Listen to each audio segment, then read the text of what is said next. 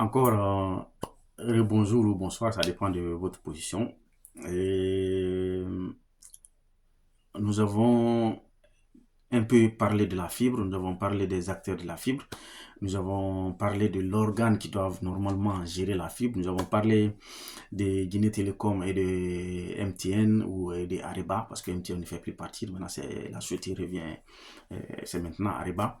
Et maintenant, je vais un peu parler du financement du réseau métropolitain des fibres optiques. Et qui doit faire quoi?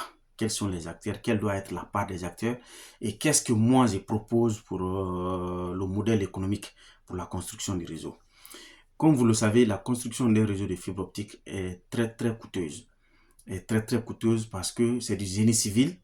Et dans ces génies civils, il y a des tranchées à faire, il y a soit des poteaux à implanter.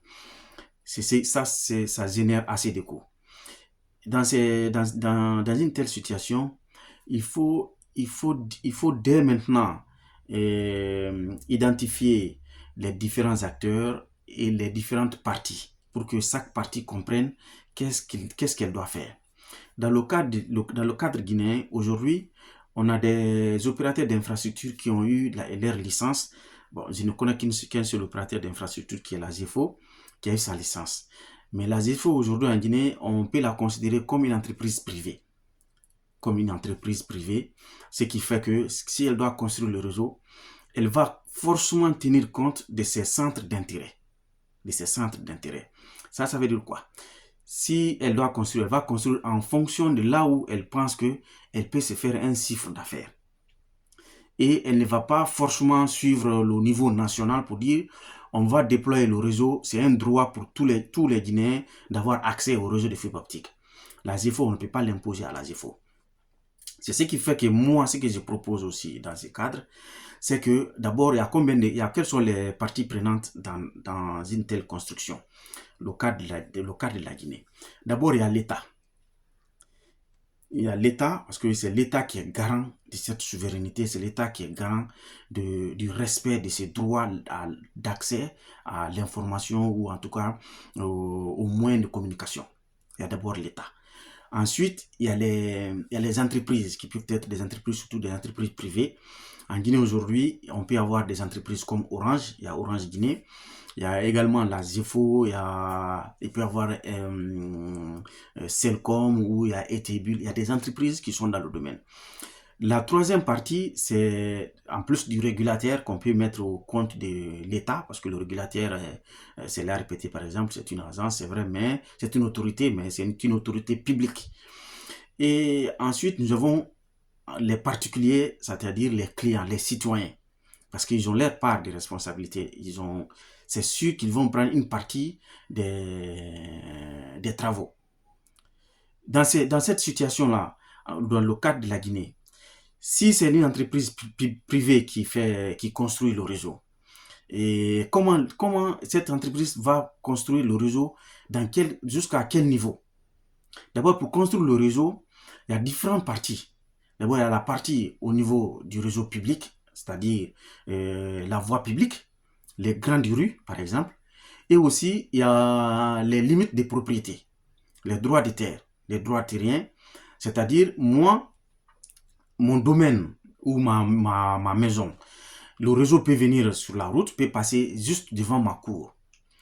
Soit c'est un réseau public, ou c'est construit par, la ZEFO, mais s'il y a des travaux à faire de ce réseau en limite de propriété, jusque moi là où je dois poser ma prise, c'est moi qui dois prendre en charge.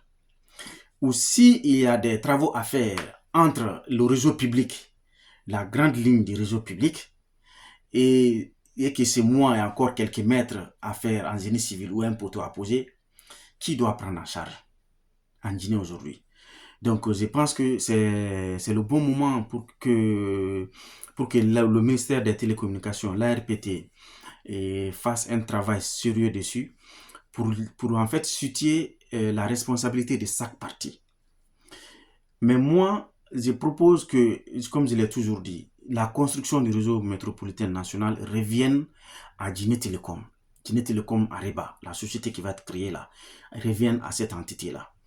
Et de telle sorte que l'État ou cette entreprise va créer un réseau d'initiatives publiques.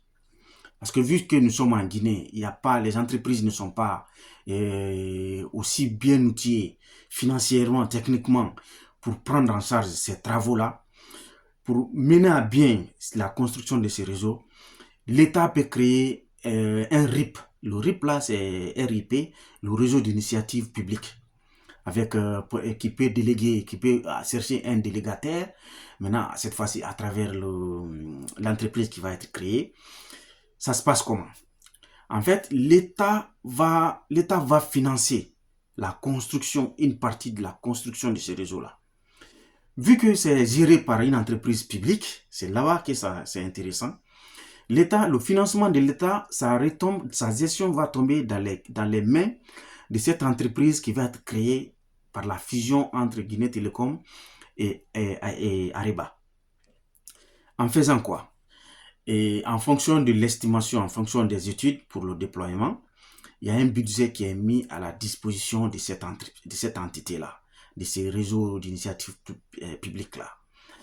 Cette entité est en fonction, parce qu'il faut forcément voter des lois pour dire le réseau public va être comment? Quelles sont les limites du réseau public? Supposons sur une route, si l'État prend en charge le déploiement, on dit que la fibre est gratuite, mais elle est gratuite jusqu'à quel niveau? Parce qu'elle ne peut pas gratuite jusqu'à n'importe où, ou jusqu'à dans le salon ou dans le bureau d'un particulier ou bien d'une entreprise. Alors, c'est de faire, en tout cas, de prendre des dispositions pour informer tous les citoyens, pour dire la fibre va être construite. L'État va construire, l'État ou en tout cas l'entreprise, on va construire le réseau sur la voie publique. C'est que soit le réseau va passer en souterrain ou le réseau va passer en aérien. Si dans ces réseaux-là, sur ces réseaux construits sur le réseau public, si vous pouvez être raccordé directement à partir de vous à ces réseaux sans que vous n'effectuez des travaux, c'est que vous n'avez rien à payer. Mais si vous n'êtes pas proche, par exemple, du réseau, et que vous n'êtes pas sur une voie publique où passe l'infrastructure publique des fibres optiques, dans ces cas, les travaux sont à votre charge. Si on doit faire des génies civils, c'est vous qui prenez en charge. Si on doit poser des poteaux, c'est vous qui prenez en charge. Voilà. Et lorsque on doit raccorder une maison, il faut que vous posez vous-même votre câble ou bien vous prenez en charge la pose. Maintenant, vous pouvez faire soit avec l'entreprise ou l'entreprise va vous proposer un devis. Maintenant, ces devis-là, c'est pour faire le préfibrage soit de votre maison ou en tout cas de la maison jusqu'en limite des propriétés. C'est pourquoi il est important de faire un travail de fond en Guinée parce qu'on a un problème lié à l'urbanisme. L'urbanisme est un cas très complexe où il n'y a pas de trottoir. Dans la plupart du temps, il n'y a pas de trottoir. Dans la plupart du temps, il n'y a pas où faire des travaux. Donc, c'est le bon moment de planifier tout ça pour qu'il y ait des règles bien définies et que les citoyens soient informés avant que les travaux là n'arrivent. Parce que la fibre, c'est quoi? Lorsqu'on va les poser, supposons qu'on voit que l'urbanisme ne fonctionne pas du tout. Donc, il faut être très clair par rapport au raccordement des clients. Quelles sont les règles d'ingénierie qui doivent être adoptées en Guinée? Parce qu'on ne peut pas tirer les câbles dans n'importe quel sens. On ne peut pas faire des tranchées dans n'importe comment pour aller raccorder ces clients. Donc, ça, c'est un travail méticuleux qu'il faut mettre sur papier pour que les techniciens, les fournisseurs d'accès, leurs techniciens, l'opérateur d'infrastructure, le régulateur, pour qu'ils conjuguent le même verbe par rapport au déploiement de la fibre. Parce que quand on va faire des tranchées, supposons qu'on veut raccorder un client, et qu'on vienne poser, les opérateurs viennent poser le câble, ils posent en aérien sans respecter quoi que ce soit, ou bien ils creusent, ils font une tranchée pour aller raccorder le client. Mais lorsque dans le voisinage, quand ils vont devoir faire des travaux et qu'ils doivent faire leur tranchée, alors qu'il y a déjà la fibre qui est enterrée, donc tout le temps il va y avoir des coupures. Tout le temps il va y avoir des coupures et ça peut finir par des conflits, de voisinage. Donc, pour la construction de ces réseaux-là, il faut que l'autorité, il faut que l'État guinéen, il faut que les instances en charge prennent dès maintenant des dispositions pour échanger sur les règles d'ingénierie ou en tout cas sur le déploiement, les travaux à charge de chacun.